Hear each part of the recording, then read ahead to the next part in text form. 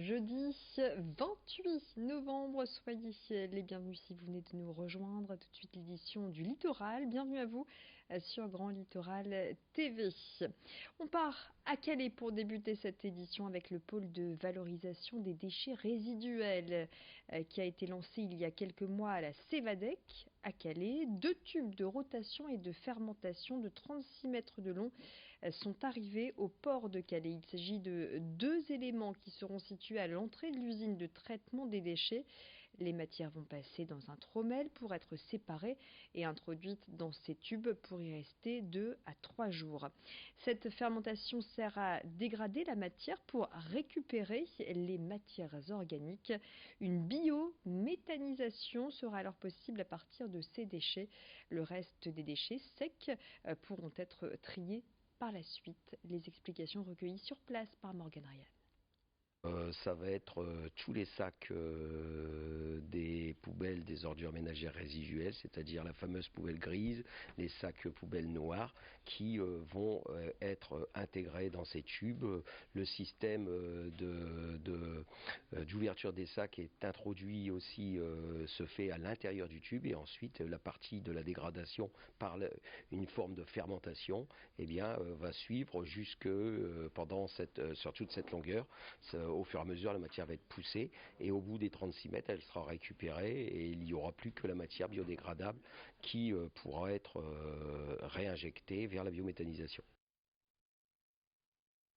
Ce mercredi, la Socarénam à Boulogne-sur-Mer a mis à l'eau 2 bateaux pour l'armement Porcher, un fidèle client des chantiers de construction de la côte depuis 30 ans. Une cérémonie qui a réuni du monde, pleine de rituels.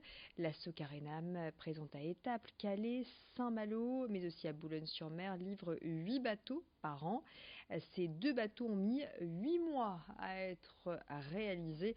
La construction de bateaux est toujours une aventure. Les chantiers navals doivent répondre à un cahier des charges très précis pour chaque client. C'est ce que nous explique l'un des responsables interrogés par Corentin Escaillé.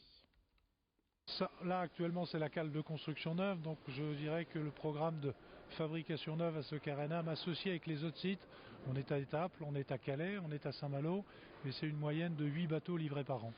Donc c'est l'activité première, ça représente 90% de l'activité de Socarénam, c'est la construction navale. Alors les 2 bateaux ont mis 8 mois à être totalement construits, mais il y a toute la partie, je dirais, chaudronnerie, soudage, tuyautage, mais il y a aussi tous les partenaires, les corps de métier, il y a les menuisiers, il y a les électriciens, il y a les électroniciens. C'est une petite ville flottante qui permet à 8 membres d'équipage de bien vivre. L'actualité de votre chaîne d'infos locales en continu. Sachez que le 3 février prochain, Grand Lille TV et Grand Littoral TV vont devenir BFM Grand Lille et BFM Grand Littoral. 7 jours sur 7, 24 heures sur 24. 2 tranches d'informations vous seront proposées de 6h30 à 9h30 le matin en direct bien sûr, et puis de 17h à 20h le soir. Cette nouveauté a été présentée ce jeudi lors d'une conférence de presse organisée dans nos locaux à Villeneuve-d'Ascq.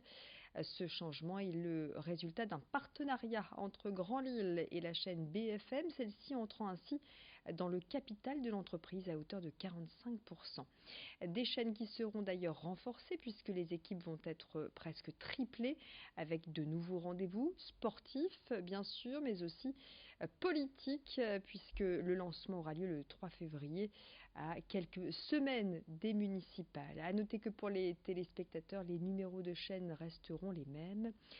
Philippe Antoine, le directeur des rédactions de BFM Région, nous en dit plus sur ces changements au micro de Vincent Vieillard. Beaucoup de choses vont changer dans ce qu'on va pouvoir voir à l'écran. Donc en télévision, c'est évidemment essentiel.